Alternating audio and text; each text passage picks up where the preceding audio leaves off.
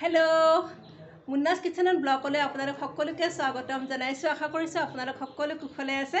আৰু আজি আমি যাব ওলাইছোঁ মোৰ ছেকেণ্ডখন মাৰ ঘৰলৈ। আৰু ব'লকচোন দেখা মোৰ ছেকেণ্ডখন মাৰ ঘৰ কোনখন হয়, যাওঁ একেলগে।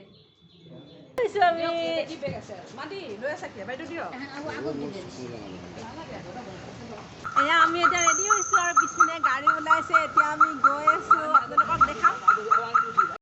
এয়া আমাৰ যাত্ৰা আৰম্ভ হৈছে আৰু এয়া আমাৰ ন্যায় বেটা। আমি যোৱাকালি ৰাতি হঠাতে সিদ্ধান্ত লওঁ যে আজি ক'ৰবাৰ পৰা গৈ পেলাই আহোঁ, যিহেতুকে শনিবাৰ দেওবাৰ দুটাকৈ দিন বন্ধ হৈ আছে। আৰু মোৰ কিয় ছেকেণ্ডখন মাৰ ঘৰ বুলি কৈছোঁ আপোনালোকে নিশ্চয় গম পাব। এয়া এতিয়া ভঙাগড় অভাৰব্ৰিজ পাইছোঁ আৰু এতিয়া আমি আহি আছোঁ পাহাৰৰ একা বেকা পথেৰে। যোৰাবাট পাৰ হৈ এয়া সেউজীয়াবোৰৰ মাজেৰে আমি আহি আছোঁ। আপোনালোকে গমেই পাইছে চাগে আমি ক'লৈ আহি আছোঁ। আৰু এতিয়া আহি পালোঁ টোল গেট। আচলতে টোল গেটবোৰ হোৱাৰ কাৰণে ইয়াৰ ৰাস্তা ঘাটবোৰ যথেষ্ট ধুনীয়া হৈছে, বৰ ধুনীয়া হৈছে ৰাস্তা ঘাটবোৰ। আগতে ছিংগুল ৰোড আছিলে। টোল গেট পাৰ হ'লোঁ, টোল গেট পাৰ হৈ পেলাই এতিয়া আমি মেঘালয়ৰ এটা পেট্ৰল পাম্পত সোমাইছোঁ। আৰু আমাৰ ন্যায় বেটা টোপনি গ'ল, দেখিছেনে? সেয়া ন্যায় বেটা টোপনি গ'ল। কিছুদূৰ আহি পেলাই আমি চাহ খাবলৈ ৰৈ দিওঁ, যিহেতুকে আজি আমি পৰিয়ালৰ সকলোবোৰ মানুহে আহিছোঁ। এনেও মই পৰিয়ালৰ মানুহবোৰৰ লগত ফুৰি বেছি ভাল পাওঁ আৰু পৰিয়ালৰ মানুহবোৰৰ লগত ফুৰাটো মই বেছি পচন্দ কৰোঁ। আজি এয়া শিলচৰৰ আংকল আণ্টি মা দেউতা সকলোবোৰ আহিছোঁ আমি, আৰু সেইকাৰণে তেওঁলোকে চাহ খাবলৈ বিচাৰিলে। আৰু ইয়াতে আহি পেলাই এয়া আমাৰ ন্যায় ফ্ৰেণ্ডো লগ পাই গ'ল।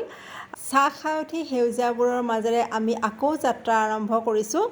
আমি যেতিয়া সময় আৰু সুবিধা পাওঁ তেতিয়াই আমি ন্যায় বেটাক লৈ ক'ৰবালৈকে ওলাই আহোঁ, কাৰণ তাক যথেষ্ট সময় দিয়াৰ প্ৰয়োজন হয়। আজি আমি এয়া আমাৰ লগত আছে অৰ্জুন। এয়া আমি আহি আছোঁ এতিয়া একা বেকা পথেৰে সেউজীয়াবোৰৰ মাজেৰে। এই সেউজীয়াবোৰে একা বেকা পথবোৰে বাৰে বাৰে মোক হাত বাউলি দি মাতে, এই শুকুলা মেঘবোৰৰ প্ৰেমত পৰোঁ। সঁচাকৈ মই তোমাৰ প্ৰেমত পৰোঁ মেঘালয়। আৰু এতিয়া আমি নংপু চহৰ পাৰ হৈ পেলাই আহি আছোঁ। এই শুকুলা মেঘবোৰ দেখিছেনে? নীলাৰ মাজত শুকুলা মেঘবোৰৰ কি যে সৌন্দৰ্য। আমাৰ অসমখন নাইবা উত্তৰ পূৰ্বাঞ্চল সঁচাকৈ কিমান যে ধুনীয়া হয়, বাৰে বাৰে চাই থাকিলেও যেন হেঁপাহ নপলায়। আৰু এয়া কিছুদূৰ আহি পেলাই আমি পালোঁ এয়া বৰাপানী। আৰু বৰাপানীৰ এই সোঁ ছাইডেৰে আমি এতিয়া সোমাই গৈ আছোঁ শ্বিলং টাউনলৈকে। এয়া হৈছে উমিয়াম লেক, য'ত জলবিদ্যুৎ উৎপন্ন কৰা হয়। আৰু এই উমিয়াম লেকৰ এই পৰিৱেশটো এবাৰ আপোনালোকক দেখাবলৈ চেষ্টা কৰিছোঁ।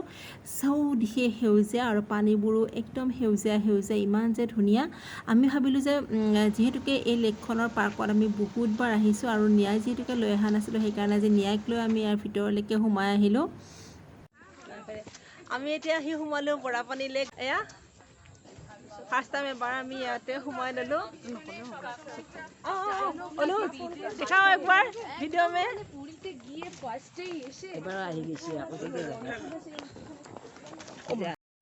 আমি ক'ত আহিছোঁ? এয়া আমি লেকত সোমাই আছোঁ। তোমাকে হাই হাই কৰি দিয়া জান, তোমাকে হাই হাই কৰি দিয়া, স্মাইল কৰি দিয়া। এইপিনে চোৱা, চেলফি চোৱা জান, চেলফি চোৱা।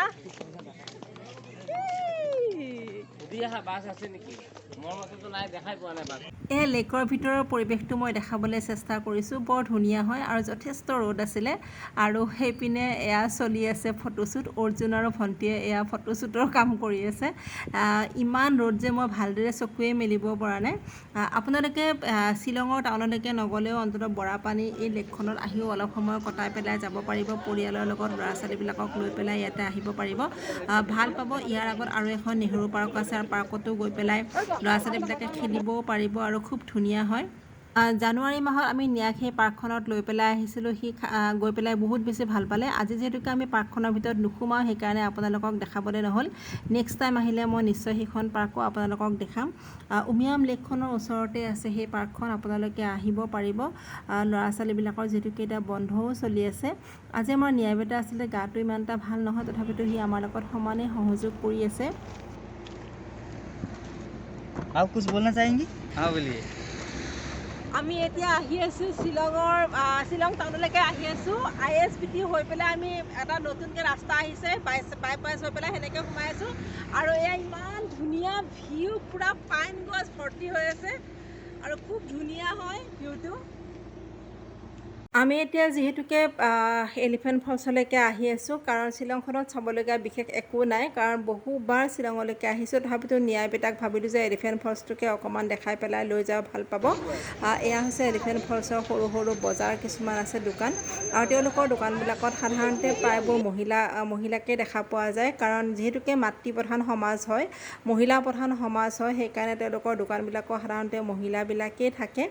আৰু এলিফেণ্ট ফলছত আহি থাকোঁতে মোৰ মা আৰু দেউতাই গোটেই শ্বিলঙৰ স্মৃতিবোৰ, পুৰণি স্মৃতিবোৰ ৰোমন্থন কৰি আহি আছে। আৰু তাতে আমাৰ দুপৰীয়া সময়ত ভোক লগাত এখন ৰেষ্টুৰেণ্টতেই, তাতে থকা ৰেষ্টুৰেণ্ট এখনতে আমি খাই লওঁ। এই মেনুখন আপোনালোকক মই দি দিছোঁ। খুব কম দামতেই পোৱা যায়, বহুত বেছি দাম নহয়। আৰু আনপিনে আমি নিয়াই বেটাকো খুৱাই পেলাই লৈ ল'লোঁ, আৰু আমি সকলোৱেও এতিয়া খাই পেলাই আজৰি হৈ ল'লোঁ। আমি এলিফেণ্ট ফলছত এতিয়া ভাত তাত খালোঁ, আৰু খাই পেলাই আমাৰ নিয়াই বেটাকো অকণমান কিবা খোৱালোঁ। এতিয়া আমি তাৰ ড্ৰেছটো চেঞ্জ কৰিম, তাৰপাছত আমি এলিফেণ্ট ফলছৰ তললৈকে চাবলৈ যাম। হেল্ল', কেনেকুৱা লাগিছে শ্বিলঙত আহি? ধুনীয়া লাগিছে। আমাৰ লগত আহিব, অৰ্জুন হয়। আপোনালোকে যদি শ্বিলঙত আহে, অৰ্জুনৰ লগত কণ্টেক্ট কৰিব পাৰে। সি শ্বিলঙৰ ৰাস্তা চব চিনি পায়, আৰু লাগিলে মই নাম্বাৰটো ডেছক্ৰিপশ্যনত দি দিম। আৰু আমাৰ লগত আহি কেনেকুৱা লাগিলে? এতিয়া বহুত বেছি ভাল লাগিছে, বহুত এনজয় হৈ আছে। আৰু আপোনালোকো আহক, চাওক শ্বিলঙৰ মজাটো কি। আৰু এতিয়া আহিলে বেছি ভাল পাব, কাৰণ এতিয়া অসমত বহুত গৰম আছে আৰু ইয়াতে ঠাণ্ডা আছে। বহুত ভাল লাগিল।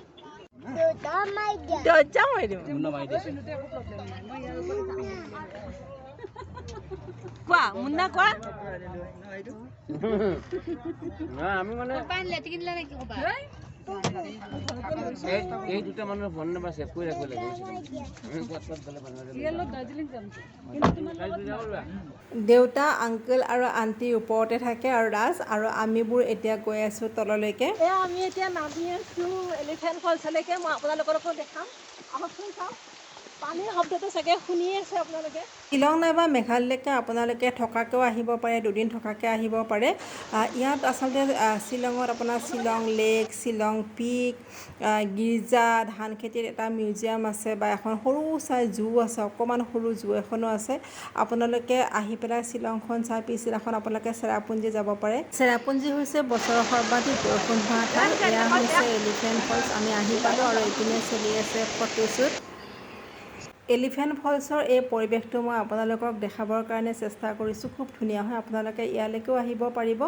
আৰু এলিফেণ্ট ফলছৰ কাষতে আছে এটা সৰু অকণমান গুহাৰ নিচিনা, এইটো ছাইডতে আছে, এইটোও আপোনালোকে চাব পাৰিব।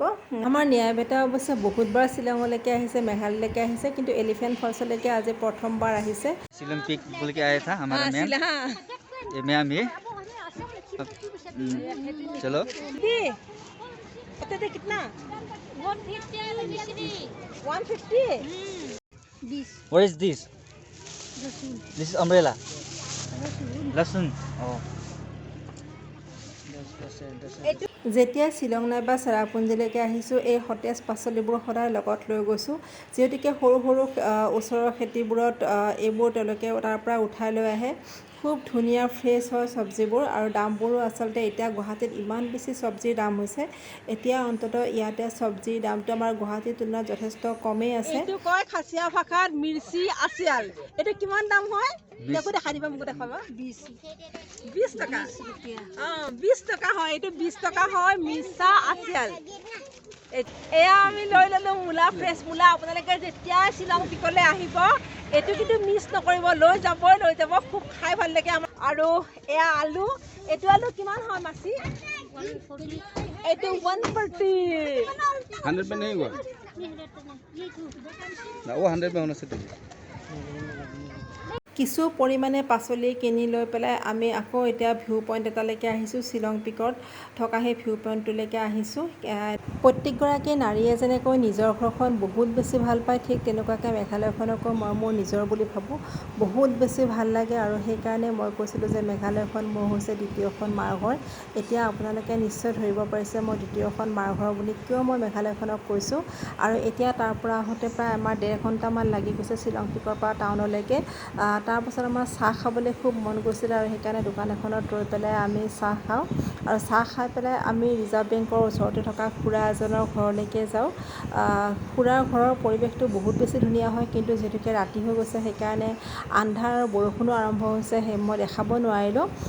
যিহেতুকে আমি আজি উভতি যাম আৰু নিয়াই টোপনি যাব, এতিয়া 8টা বাজি গৈছে, সেইকাৰণে ভাবিলোঁ খুৰাৰ ঘৰতে নিয়াইক আমি কিবা অলপ খুৱাই পেলাই লৈ যাম। নিয়াৰ খোৱা বস্তুবোৰ সাধাৰণতে আমাৰ লগতে থাকে, তাৰ জলপান ড্ৰাই ফ্ৰুটছ যি হওক সকলোখিনি আমাৰ লগত থাকে, সেইকাৰণে আমি ইয়াতে খুৱাই পেলাই লৈ যাওঁ, কাৰণ ৰাস্তাত যদি সি টোপনি যায় তেতিয়াহ'লে আৰু একো অসুবিধা নহ'ব।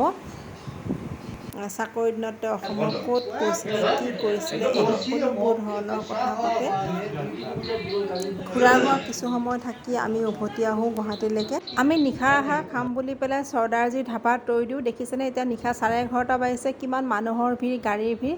আচলতে জুন জুলাই মাহত শ্বিলঙত যথেষ্ট পৰিমাণে ভিৰ হয়, সকলোৱে আহে আৰু শনিবাৰ ৰবিবাৰ তাতকৈ আৰু বেছি মানুহ হয়। আমি বহুত দেৰি ৰখিব লগা হৈছিল, তাৰপাছত তেওঁলোকে কৈছিলে যে খানা নাই, শেষ হৈ গৈছে, অকল এগ ফ্ৰাইড ৰাইচ তেওঁলোকে দিব পাৰিব। নিশা 12 বাজি গৈছিলে, আনপিনে নিয়ায়ো হৈ গৈছিলে, সেইকাৰণে আমি এগ ফ্ৰাইড ৰাইচ খাই পেলাই আকৌ গুৱাহাটীলৈ উভতি আহিলোঁ। মোৰ ব্লগটো আজি ইমানতে সমাপ্ত কৰি মোৰ আন এটা ব্লগ লৈ অতি সোনকালে আহিছোঁ। তেওঁ সকলোৱে ভালে থাকক আৰু সুস্থ হৈ থাকক।